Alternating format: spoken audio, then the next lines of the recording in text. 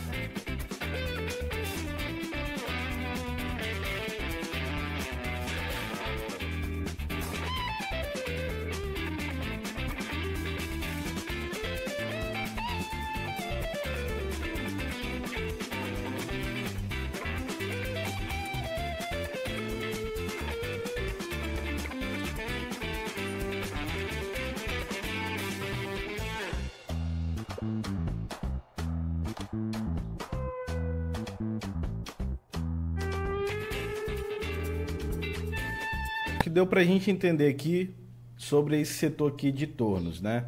Agora vamos ver agora essa outra máquina aqui.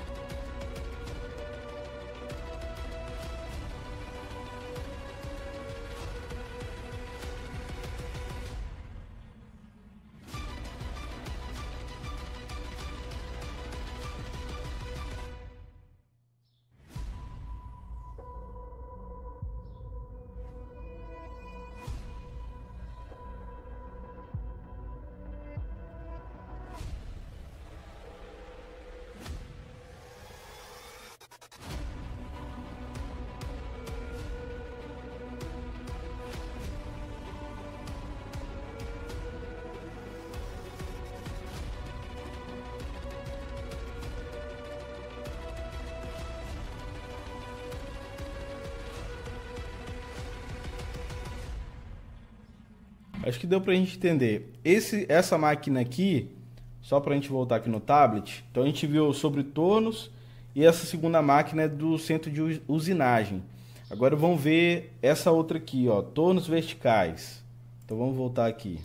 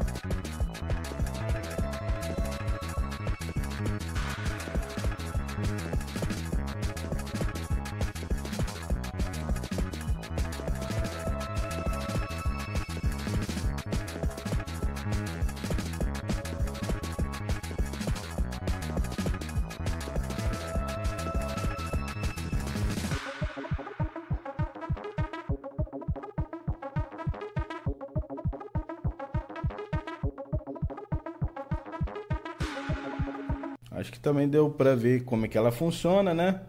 Então, vimos agora tornos verticais, vamos ver agora as mandrilhadoras.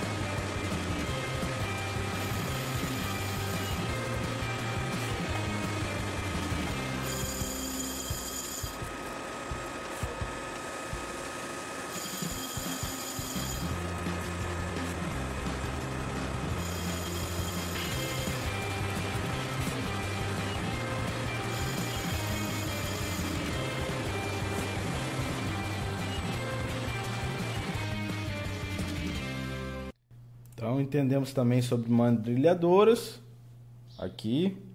E aí temos aqui equipamentos com tecnologia embarcada, como soluções de conectividade, Big Data, inteligência artificial. Então estudo em máquinas e ferramentas. Na parte de máquinas para processamento de plásticos, tem máquinas de injeção e sopro e equipamentos de alta tecnologia para segmentos como embalagens e bens de consumo.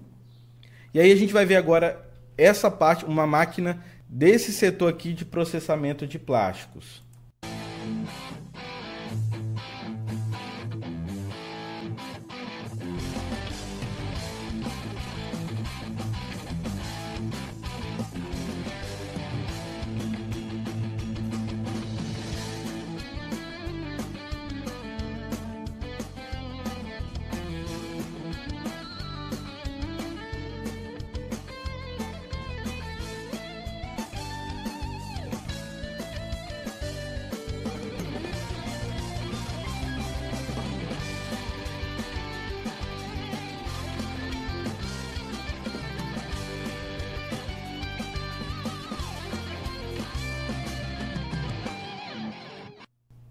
Então a gente entendeu essa parte aqui também, né? Então, ó, aqui processamento de plásticos. Tem também essa parte aqui de peças fundidas usinadas, então produção de peças fundidas em ferro cinzento e nodular, e fornecimento de peças brutas ou usinadas. Então, os segmentos atendidos incluem energia eólica, automotivo e linha amarela. E aí eu vou mostrar também esse vídeo aqui, mostrando essa parte do fundidos e usinados aqui. Guiados pela tradição e inovação, nos dedicamos a entregar excelência em todos os nossos produtos. Nossa estrutura Fabril contempla 2 unidades de fundição com capacidade de 50 mil toneladas ano e uma unidade de usinagem. Nossos processos estão aptos à fabricação de peças de ferro fundido cinzento e nodular entre 10 kg e 35 toneladas. Nossas certificações reafirmam nosso compromisso com a qualidade, gestão ambiental e saúde e segurança ocupacional. Com elevado know-how na fabricação de peças técnicas, atendemos aos mais diversos segmentos de mercado com qualidade e confiabilidade. Garantimos a excelência em cada um dos nossos projetos, com um corpo técnico altamente treinado e especializado. Em nosso setor de macharia, contamos com 10 sopradoras para fabricação de machos entre 13 e 80 litros. Nosso processo contempla pintura por imersão, estufagem e amplo conhecimento na montagem de machos, permitindo a fabricação de itens altamente complexos com precisão e qualidade. Nossa linha de moldagem Areia Verde Kunkel Wagner possibilita a fabricação de peças técnicas de até 500 kg, com capacidade de até 40 moldes hora. Contamos com uma linha de moldagem Areia Verde Cinto para peças entre 10 kg e 200 kg, com capacidade de até 100 moldes hora.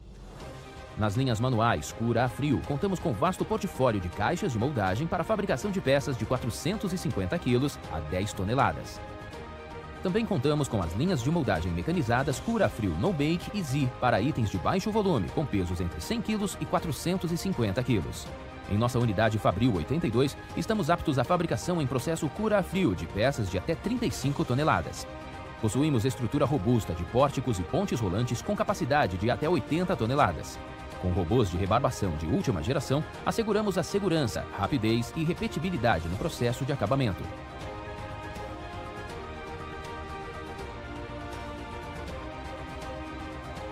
Nossa cabine de pintura primer líquida garante acabamento superior, atendendo os mais rigorosos requisitos de qualidade. O setor de modelação está estruturado para a manutenção dos ativos de nossos clientes, com armazenamento verticalizado para garantir sua integridade e otimizar a localização.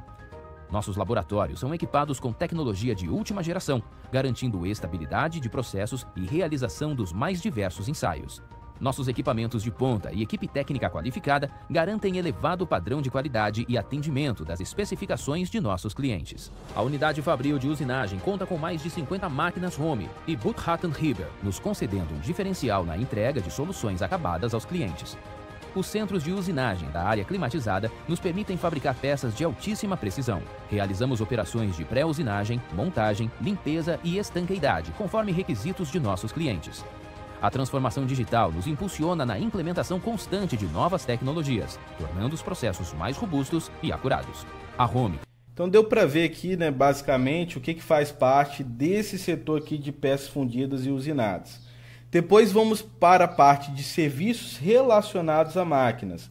Então tem a locação de máquinas industriais, tem também a parte aqui de financiamento por meio da Fintech Prods, que eu tentei achar no site, o site estava fora do ar, tem só o logotipo lá, então não consegui ver muito para mostrar, para dar cor aqui para vocês, tá? Tem também as receitas operacionais de construção de ativos próprios, então relacionados à produção de ativos próprios para alocação ou comercialização. Então a empresa tanto vende quanto faz a locação. Que aí eu vou colocar esse vídeo aqui, ó, de máquinas industriais, qual a propaganda que eles fizeram sobre locação, que é só para você ter ideia mesmo, mas não fala muito sobre isso não.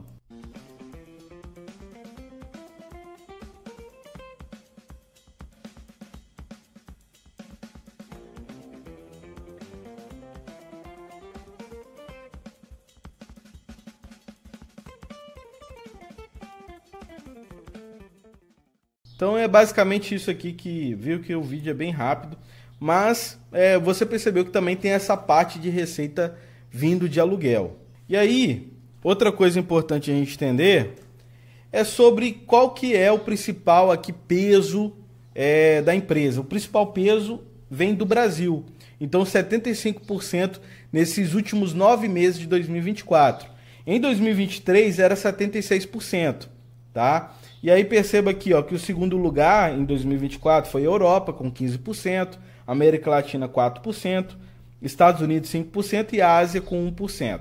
E aí outra coisa que eu coloquei aqui, ó, deixa eu tirar a câmera aqui, sobre essa questão das máquinas BW aqui, da máquina home e fundidos, ó. Perceba que grande parte do lucro nesse momento, na verdade o único até nos últimos 9 meses, vem do setor de máquinas home. Por isso que eu falei lá no início que nesse momento, esse setor aqui é o que está carregando a empresa nas costas nesse momento. Daqui a pouco a gente vai ver o porquê desse resultado negativo desse setor de fundidos e usinados, tá? Mas dessa parte das máquinas BW aqui, que teve um prejuízo nos últimos 9 meses, basicamente a gente vai ver aqui na frente que isso vem acontecendo por vários anos, tá? Teve um ano lá que teve lucro, mas por vários anos apresenta esse prejuízo aí, esse resultado negativo. Sobre o peso na receita por segmentos. Aqui, ó, partindo 100%, ou seja, a soma total daqui, ó, então a gente vai fazer uma análise partindo daqui para cá, para saber qual é o peso de cada um desses 3 setores sobre a receita total ali somada.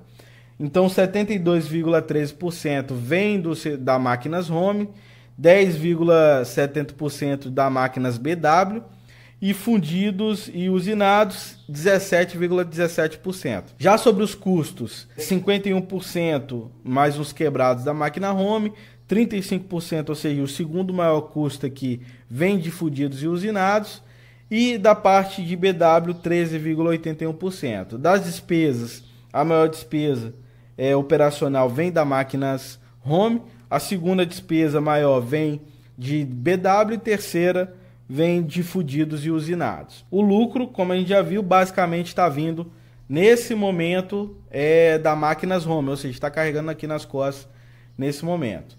E aí eu coloquei aqui em amarelo, ó, que teve um resultado operacional um pouquinho positivo aqui, o que deu uma melhorada lá no final no lucro líquido. E aí eu tive curiosidade para ver o que faz parte dessas outras receitas operacionais. Então, tem lá no ITR explicando sobre empreendimentos de Villa Home Residência.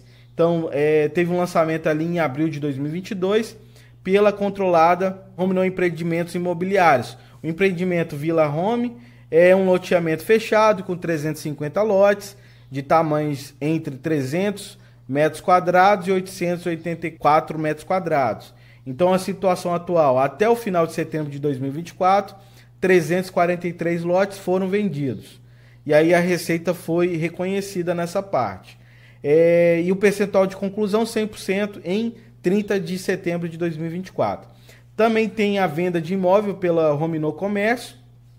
Detalhes do imóvel aqui, venda de terrenos e prédios industriais localizados em Santa Bárbara do Oeste, em um total de 3.368 metros quadrados. Tem também a locação de máquinas, então aqui a descrição, negócio de locação de máquinas da Home, com um aumento significativo no volume de contratos. Então impacto no terceiro TRI de 2024, novas máquinas locadas, então 73 unidades com 86 contratos. E qual é a explicação do prejuízo do setor de fundidos e usinados? Então, queda na receita operacional líquida, e aí representando uma redução de 6,7% em relação ao mesmo período do ano anterior, ou seja, o terceiro TRI de 2023. E essa queda foi atribuída à redução de negócios relacionados às peças fundidas e usinadas para o setor de máquinas agrícolas, que é um cliente importante para essa unidade de negócio que a gente viu anteriormente. E aí a margem bruta e operacional negativos, então margem bruta da unidade foi apenas de 3,2%, o que reflete dificuldade em diluir os custos fixos devido ao menor volume de receita. Então esse setor possui alguns custos fixos e se a receita cai não consegue diluir isso e acaba impactando lá no final, tá? Os custos fixos operacionais aí na casa de 69,2%, indicando um problema estrutural na capacidade de precificação ou controle de custos em fase da redução de demanda, ou seja, o custo é fixo e se a receita cai, não consegue cobrir, né?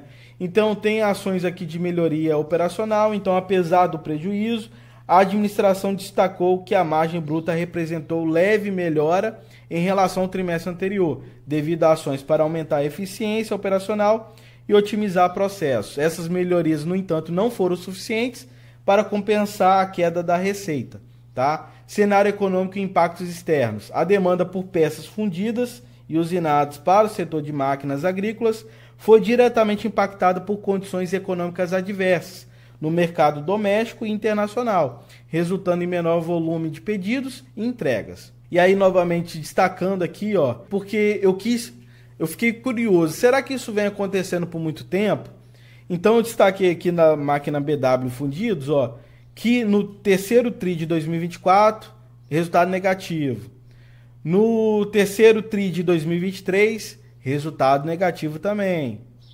Aqui, ó, em 2022, então dezembro de 2022, aqui já parou o resultado negativo de fundidos e usinados, mas as máquinas BW também continuam com resultado negativo em 2022. Em 2021, resultado positivo de fundidos e usinados, mas BW, resultado negativo de novo, né?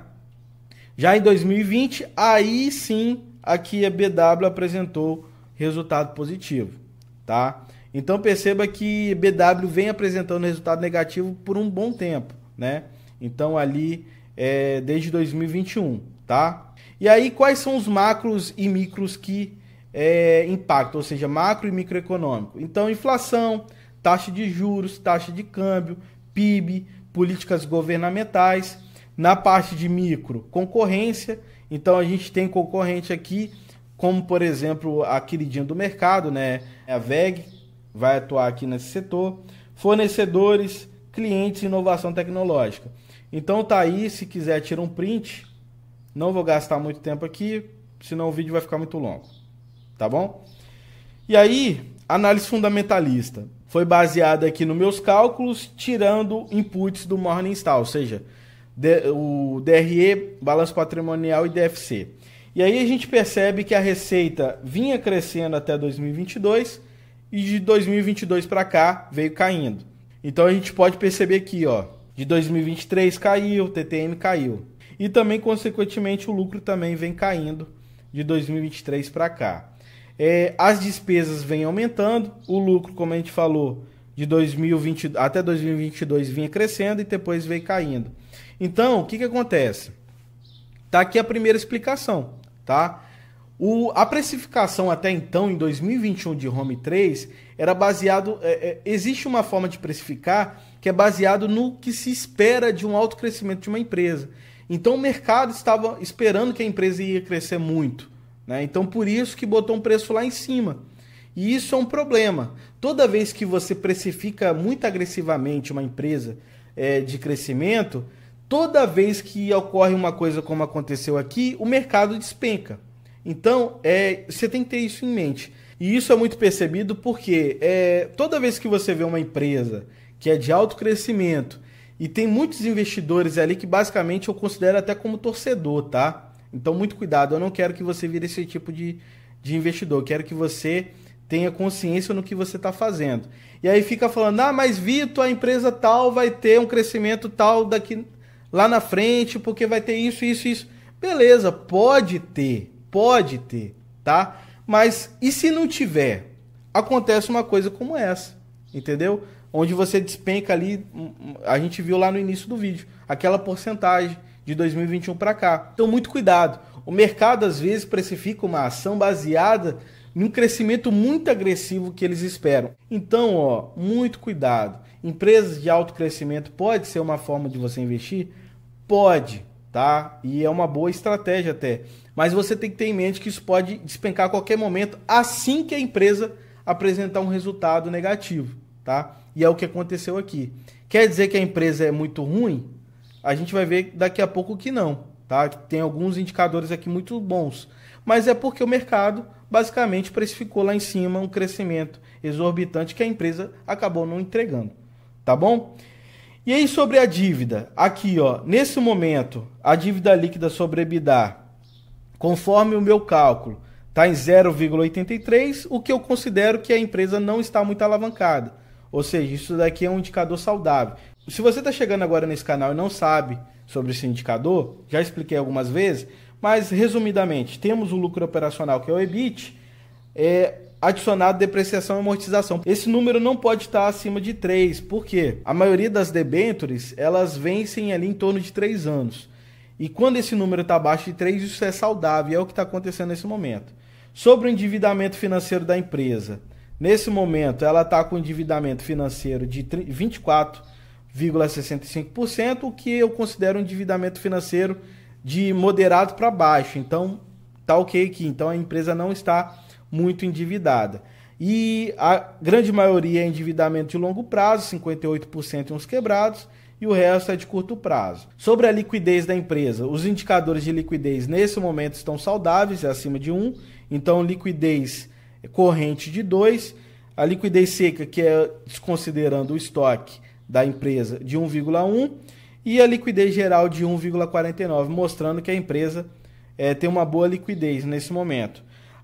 A imobilização do PL, ou seja, o quanto do PL está em ativos fixos, que não viram dinheiro rápido, está de 90%, mostrando que está um pouquinho alto, né? Pouquinho não, muito alto, o que pode reduzir aqui a liquidez da empresa, tá? Mas os indicadores de liquidez estão bons, no geral.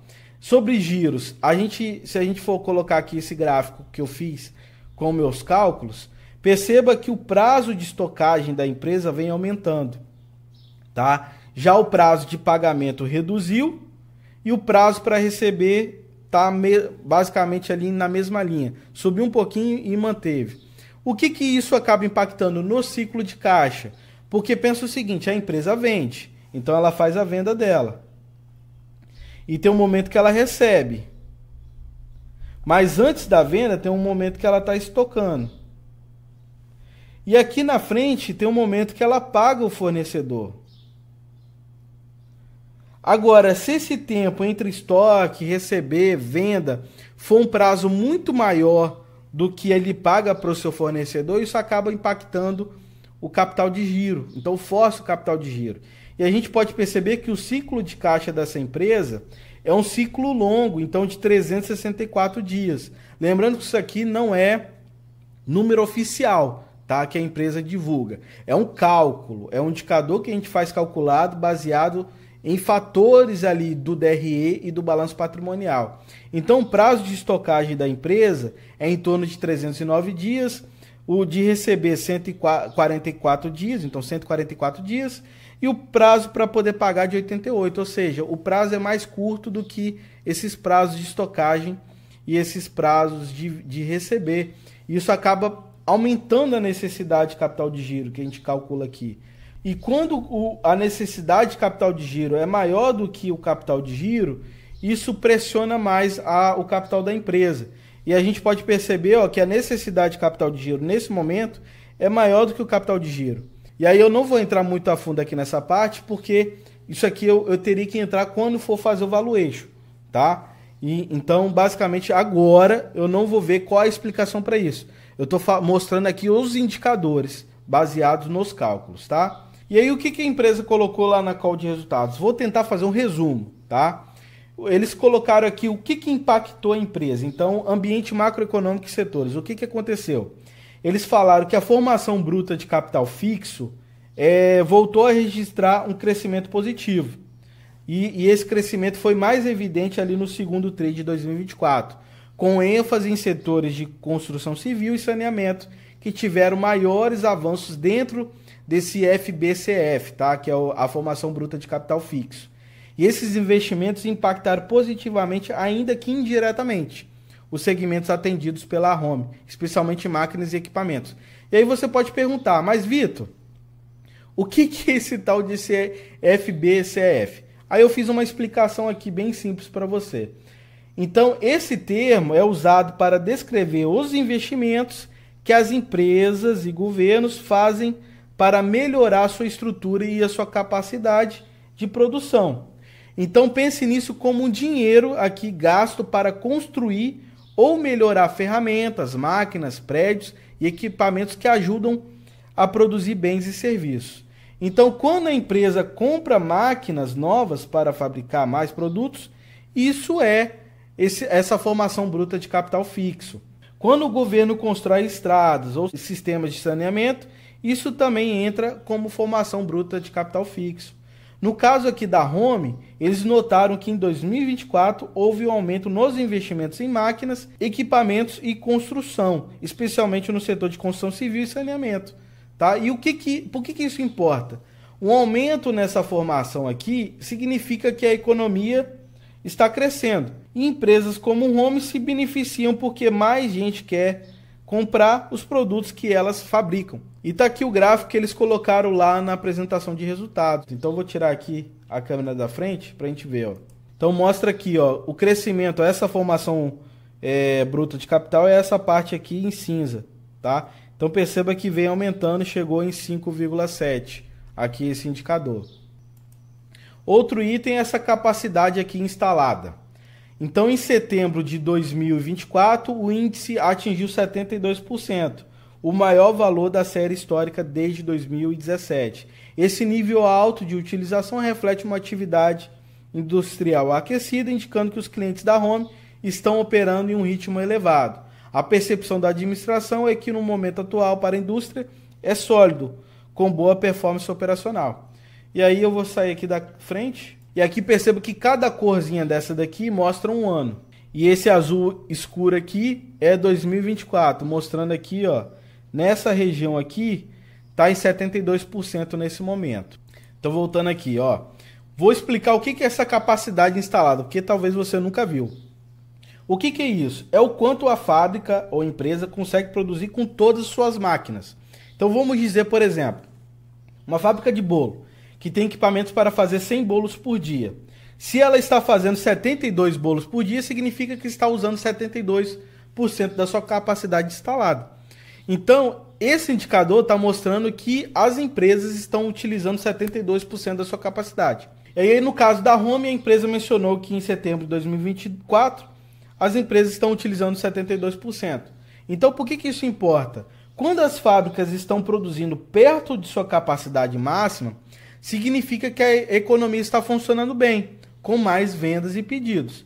Então, para empresas como a Home, que vende máquinas e equipamentos para outras fábricas, isso é ótimo, tá? Por quê? Pode aumentar a demanda pelos produtos que a empresa que vende, que a gente viu lá no início, né? Então, afinal, se as máquinas de uma fábrica estão no limite, ela pode querer comprar mais ou modernizar o que já tem, para tentar melhorar a sua produção e responder essa demanda da empresa. Outro item aqui importante, índice de confiança empresarial. A confiança empresarial, apesar da atividade industrial positiva, que é com os dois itens que a gente viu anteriormente, o índice de confiança continua moderado, dificultando aqui decisões de investimentos de longo prazo dessas empresas, entendeu? E aí a confiança oscilou entre 50 e 53 pontos nos últimos meses, um nível considerado aqui estável, mas longe de patamares robustos de confiança. E aí eu vou tirar a câmera para você ver esse gráfico, ó.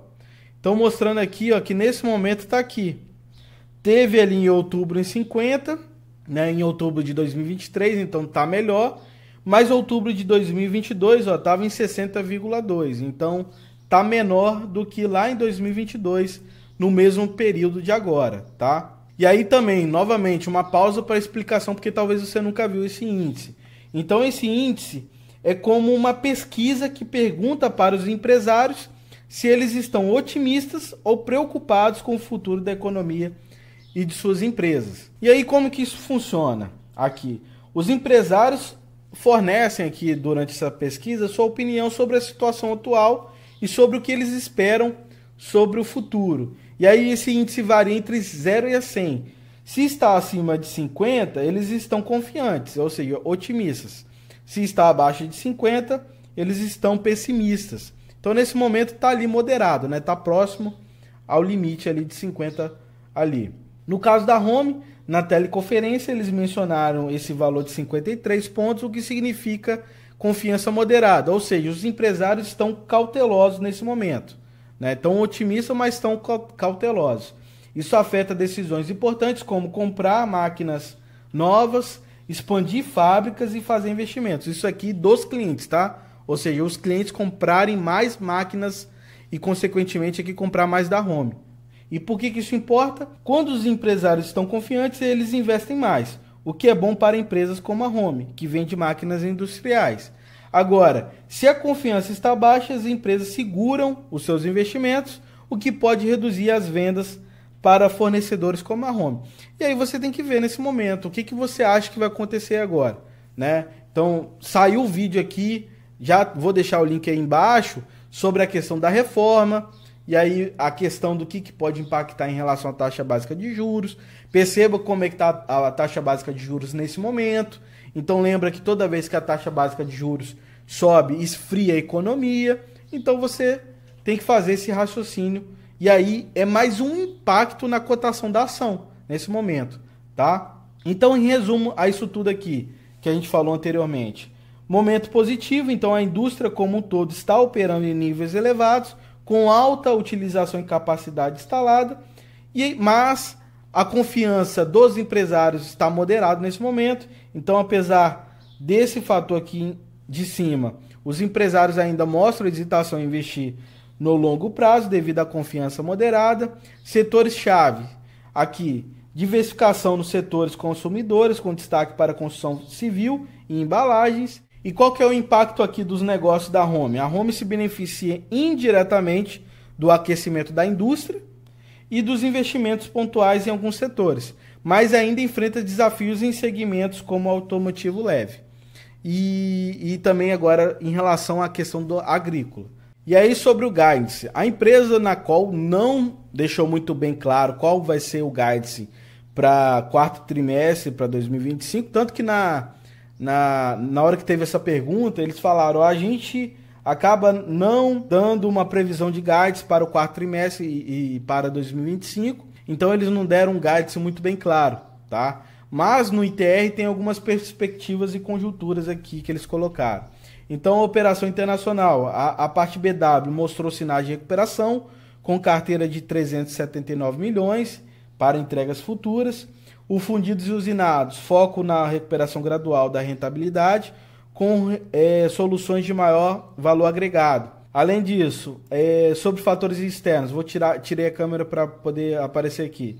A volatilidade global e discussões sobre flexibilização monetária impactaram o ambiente externo. No Brasil, a regulamentação da depreciação acelerada é vista como uma oportunidade, tá? E aí a gente tem que fazer algumas conclusões. Nesse momento, como a gente não tem um guidance muito bem claro, pode ser que assim que melhorar essa parte de fundidos e usinados, melhore os resultados da empresa? Pode, mas muita calma nessa hora. A análise fundamentalista é baseada em números e dados, tá? O que vai acontecer daqui para frente eu não sei. Tanto que isso pode melhorar e aí e a cotação da ação disparar, quanto pode manter nesse mesmo patamar. A gente não sabe. A ideia é que melhore, mas se vai acontecer ou não, a gente não sabe, tá? Então, muita calma, sair digitando, mas Vitor, vai melhorar o setor de fundido, lá. Ó, tô falando aqui, mostrei tudo para vocês. Eu sei que vocês ficam ansiosos com isso, mas vamos fazer as nossas conclusões aqui. Primeira coisa, receita líquida caindo desde 2023 no TTM. Lucro líquido caindo também desde 2021 ali. Setor de máquinas homes levando nas costas os resultados nesse momento, enquanto o setor de fundidos e usinados está sendo impactado pelo segmento agrícola. Já o setor de BW vem apresentando resultados negativos por vários exercícios, mas eles falaram que está melhorando ali a demanda, né, e aumento de pedidos. Ciclo de caixa da empresa é muito longo, o que pressiona o capital de giro. Mas, assim, a empresa apresenta bons indicadores de liquidez, apesar desse fato. A necessidade de capital de giro positiva, indicando que a empresa precisa de recursos adicionais. Então, esse indicador, quando está negativo, mostra que o prazo da empresa pagar os seus fornecedores é maior do que o que ela tem para receber. Quando é positivo é o contrário, significa que o prazo para poder pagar é menor do que o prazo para ela receber. Então isso acaba impactando o capital de giro. Então esse valor, necessidade de capital de giro, quando está maior do que o capital de giro e quando ele está positivo, isso pressiona o capital de giro. Eu acho que deu para entender, né? Então, necessidade de capital de giro maior do que o capital de giro, apesar dos itens acima, sobre o ciclo de caixa, necessidade de capital de giro, os indicadores de liquidez, ao meu ver, são muito bons, tá? Margem bruta boa, extraindo bem da sua produção, margem operacional com queda, mostrando que está se extraindo menos da sua operação devido ao custo e despesas aumentados, tá? Então, quer dizer que é totalmente aumentado? Aqui a gente está falando em questão de vem aumentando, mas tem a questão da receita caindo. Então o peso sobre a receita fica maior. Então o custo e despesas vem aumentando, mas como a receita vem caindo, o peso ficou maior, tá? Eu acho que deu para entender também, né? Margem líquida moderada e caindo desde 2020, mesma coisa com o ROI. No geral, a empresa possui, ao meu ver, bons indicadores fundamentalistas, mas com alguns pontos em dificuldade que você tem que observar. Então, e sobre o preço justo, aí tem que fazer o valuation. E aí, para o valuation, eu tenho que fazer essa observação aqui. Vocês já falaram, Vitor, grava de empresas que você acha que estão descontadas, que você compraria. Beleza.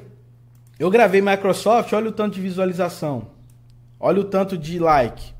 Eu gravei de Banco do Brasil Seguridade, olha o tanto de visualização e o tanto de like. Agora, olha empresas que eu não considero para minha carteira, olha o tanto de visualização. 6.000 visualizações e 610 likes. Ou seja, às vezes o que eu acho bom, as pessoas não estão procurando. E aí eu não sei como mensurar isso. Então, baseado nisso, talvez aqui a home não vai ter tanta procura. Então, eu vou colocar uma meta, tá? Para poder trazer o valuation, esse vídeo tem que ter em torno de 1.800 visualizações e mais de 243 likes. Porque é o segundo vídeo que a gente teve aqui no canal com visualização e like. Eu não estou nem falando do mais que teve, tá? Que foi a Raizen. Eu estou colocando a meta de segundo. Porque com esse segundo aqui, se bater esses indicadores aqui, eu vou ver que vocês querem análise de valuation dessa empresa. E aí, se tiver, eu venho e gravo o valuation. Por enquanto, eu não vou gravar, porque eu não sei se vocês querem o valuation dessa empresa. Então, se tiver, bater essas metas aqui que a gente falou, de mais de 1.800 visualizações e mais de 240 likes, a gente volta e grava o valuation. E aí eu tenho que avisar que, como analista CNPI, não pretendo monitorar ou atualizar a análise desse ativo aqui no canal, a não ser o valuation, que eu posso voltar aqui e gravar para vocês se bater a quantidade de views e likes, tá? E aí, eu quero a sua opinião. Outra coisa, coloque aí embaixo qual a ação que vocês querem que eu analiso, porque a minha intenção é crescer o canal, tá? Então, se vocês querem tal ação, coloque aí. Aquela ação que tiver mais comentários dela, ou seja, vamos dizer que você queira ação X. Então, eu quero a ação X, Vitor. Se tiver vários comentários com essa empresa aqui, a gente vem e grava a análise, tá bom? Então eu vou priorizar aquelas empresas que tiver mais comentários aí embaixo. Então não deixa de comentar. Vitor, eu quero análise da empresa tal, tá bom? Então eu espero que vocês tenham gostado aqui da análise da Home 3. Eu quero saber se você quer comprar a empresa, gosta da empresa, coloque aí também nos comentários. Muito obrigado por ver esse vídeo até aqui, um abraço e até a próxima.